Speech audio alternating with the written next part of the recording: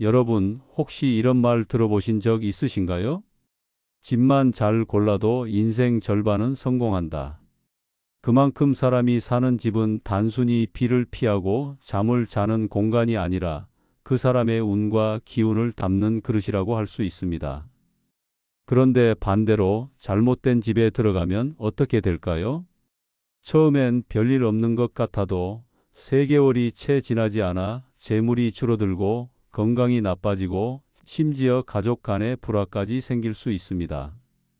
저는 풍수를 오랫동안 연구하면서 이런 사례를 수없이 보아왔습니다. 아, 괜히 저 집으로 들어왔구나 하고 뒤늦게 후회하는 분들도 정말 많았습니다. 그래서 오늘은 여러분께 꼭 알려드리고 싶습니다. 풍수적으로 절대 살면 안 되는 집, 그리고 반대로 행운과 복을 불러오는 집은 어떤 모습인지 그 비밀을 낱낱이 풀어드리겠습니다. 끝까지 함께 해주시면 여러분이 사는 집이 과연 길한 집인지 아니면 불행을 불러들이는 흉한 집인지 직접 점검할 수 있을 겁니다.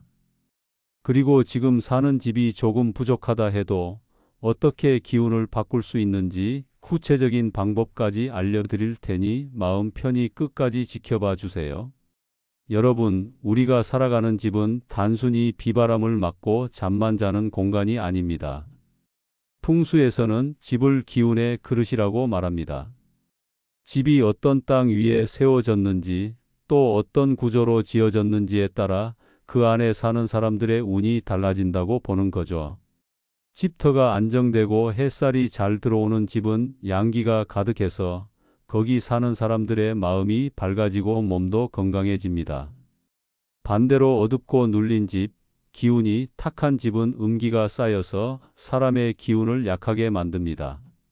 그런 곳에 오래 살다 보면 괜히 우울해지고 사소한 일에도 짜증이 나고 몸도 자꾸 병치레를 하게 되는 경우가 많습니다. 실제로 제가 상담했던 한 가정이 있었는데요. 그 집은 하루 종일 햇볕이 거의 들지 않는 반지하였습니다. 그 집에 들어가자마자 답답하고 눌린 기운이 확 느껴졌습니다. 알고 보니 가족들이 이유 없이 기운이 없고 아이는 잦은 감기에 시달리고 부부도 자주 다투곤 했다고 하더군요. 이건 단순한 우연이 아니라 그 집의 기운이 사람들에게 그대로 영향을 준 겁니다. 또 다른 예로 집 앞에 큰 도로가 곧장 집을 향해 달려드는 구조가 있습니다. 풍수에서는 이를 칼날형 도로라고 부르는데 마치 칼이 집을 겨누는 형상이라 사고나 관제수 같은 일이 자꾸 생기기 쉽습니다. 실제로 이런 집에 살던 분이 교통사고가 반복되거나 법적 분쟁에 자꾸 휘말리는 경우를 보았습니다. 이렇듯 집은 단순한 벽과 지붕이 아니라 우리 삶의 운과 건강, 재물을 좌우하는 아주 중요한 그릇입니다. 그래서 집을 고를 때는 가격이나 위치만 보지 마시고 이 집이 과연 좋은 기운을 품고 있는가를 함께 따져보셔야 합니다. 집을 고를 때 가장 중요한 것은 좋은 기운이 머무는가 하는 점입니다. 그런데 안타깝게도 세상에는 아무리 집이 크고 좋아 보여도 풍수적으로는 흉한 집이 있습니다. 이런 집에 살면 재물이 모이지 않고 건강이 무너지고 가족 간 갈등이 잦아지기 쉽습니다. 오늘은 그중 대표적인 5가지 흉한 집 구조를 말씀드리겠습니다. 첫 번째는 앞뒤가 뚫린 집입니다.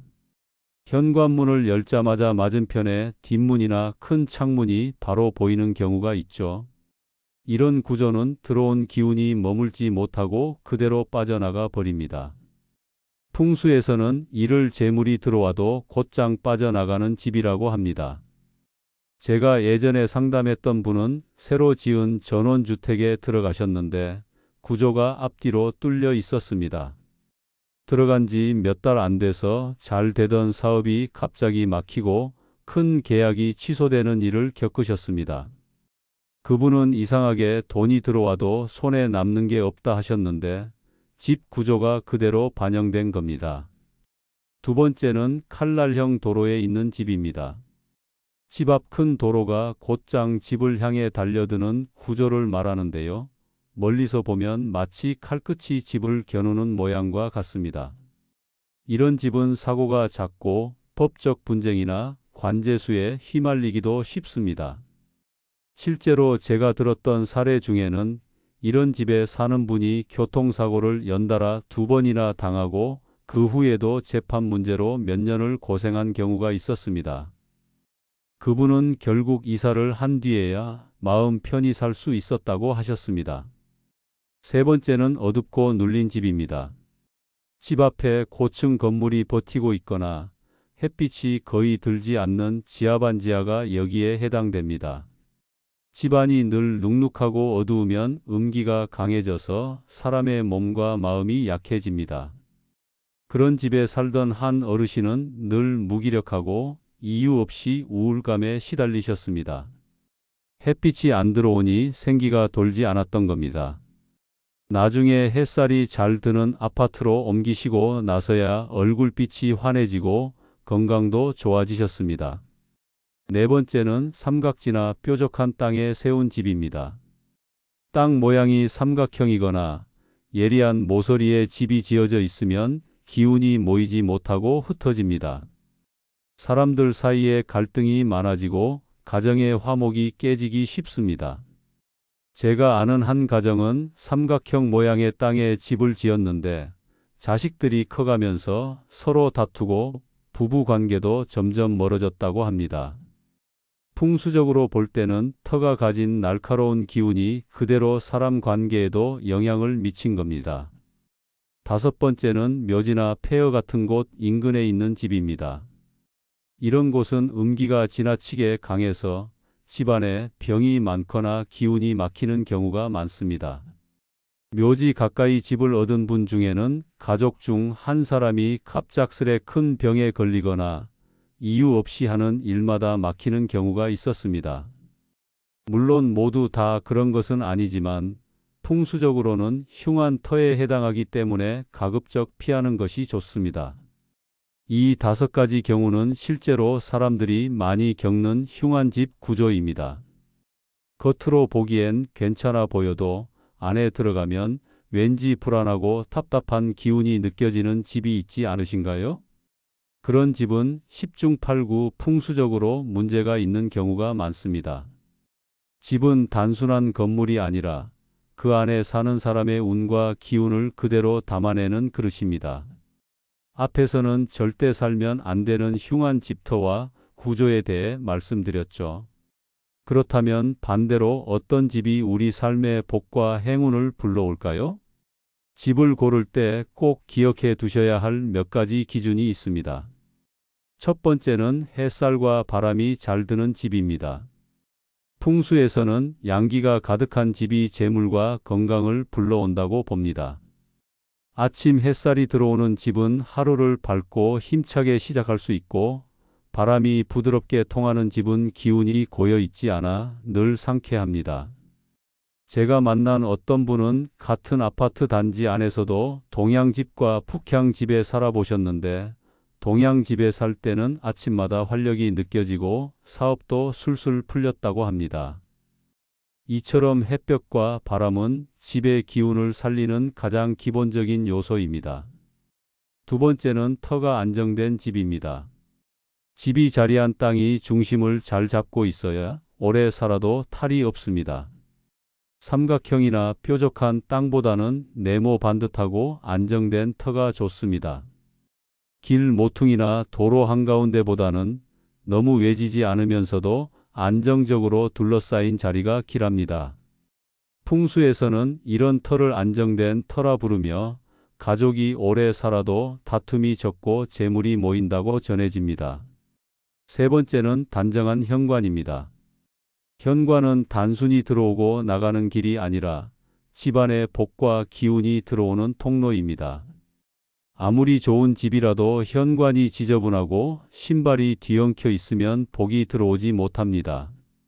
반대로 현관을 늘 깨끗하게 정리하고 화분이나 밝은 조명을 두면 좋은 기운이 자연스럽게 집 안으로 들어옵니다. 어느 집을 방문했을 때 현관에 작은 꽃 화분이 놓여 있었는데 집 안 분위기가 훨씬 따뜻하고 활기가 돌았던 게 기억납니다. 네 번째는 구조가 조화로운 집입니다. 대문을 열고 들어왔을 때 거실과 방으로 이어지는 흐름이 막히지 않고 자연스러워야 합니다. 만약 대문에서 바로 화장실이 보이거나 문을 열면 곧장 벽이 막고 있다면 기운이 막혀서 살기 불편해집니다. 거실은 밝고 트여 있어야 가족의 대화와 화목이 늘어나고 방은 아늑해야 안정감을 줍니다. 이런 조화로운 구조가 곧 길한 집의 조건입니다. 사람마다 느끼는 기운은 다르지만 대체로 편안하고 따뜻한 기운이 느껴지는 집은 풍수적으로도 좋은 집일 가능성이 큽니다. 결국 행운을 부르는 집은 크기나 화려함이 중요한 것이 아니라 기운이 잘 흐르고 사람이 살기에 편안한 집이라는 점을 꼭 기억해 두시면 좋겠습니다. 사실 우리가 원하는 집터와 구조를 완벽하게 고르는 건 쉽지 않습니다. 이미 살고 있는 집을 당장 옮길 수 없는 경우가 많죠. 그렇다고 걱정할 필요는 없습니다. 풍수에서는 작은 변화만으로도 집안의 기운을 충분히 보완할 수 있기 때문입니다. 첫 번째는 현관 보정입니다. 현관은 집으로 들어오는 모든 기운의 출입구예요. 만약 현관문을 열었을 때 바로 집안이 훤히 보인다면 재물운이 빠져나가는 구조라고 볼 수 있습니다. 이럴 땐 파티션이나 가볍게 화분을 배치해 시선을 막아주는 것만으로도 기운이 한번 머물렀다가 집 안으로 들어오게 됩니다. 현관의 밝은 조명과 깨끗한 신발 정리도 기본 중에 기본이에요. 두 번째는 빛과 색의 활용입니다. 햇빛이 잘 들어오지 않는 집이라면 우울한 기운이 쌓이기 쉽습니다. 이럴 때는 따뜻한 색감의 조명을 활용해 보세요. 노란빛이나 오렌지빛이 공간을 포근하게 감싸주면서 양기를 불러옵니다. 커튼이나 쿠션 같은 소품도 밝은 톤을 쓰면 훨씬 분위기가 살아납니다. 세 번째는 도로가 집을 향해 들어오는 경우입니다. 흔히 칼날 도로라고 하죠. 이런 구조는 사고나 관제수 같은 흉한 기운을 끌어들이기 쉽습니다. 이럴 때는 집 앞에 둥근 모양의 화분, 돌 혹은 스크린을 설치해 흐르는 기운을 부드럽게 바꿔주면 좋습니다. 기운이 곧장 찌르지 못하게 막는다는 게 핵심이에요. 네 번째는 거울과 가구 배치입니다. 풍수에서 거울은 기운을 비추고 흩어지게 하는 힘이 있습니다. 현관 정면에 거울을 두면 들어오는 폭도 함께 반사돼 나가버리니 피하는 게 좋아요. 대신 집 안쪽이나 옆면에 두면 공간이 넓어 보이면서 기운이 순환됩니다. 가구도 마찬가지입니다.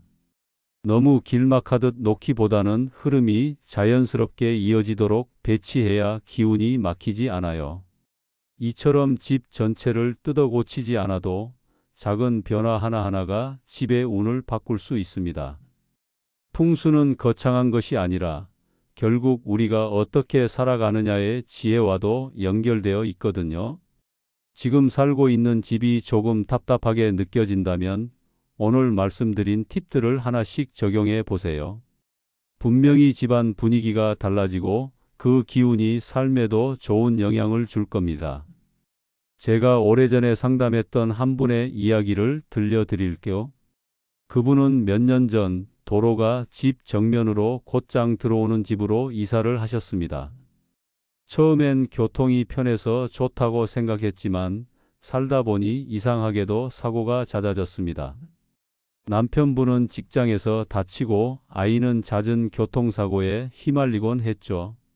게다가 집안에 돈이 모이지 않고 자꾸 새어나가 늘 불안한 생활을 이어갔습니다. 알고 보니 바로 그 집터와 구조가 문제였던 겁니다.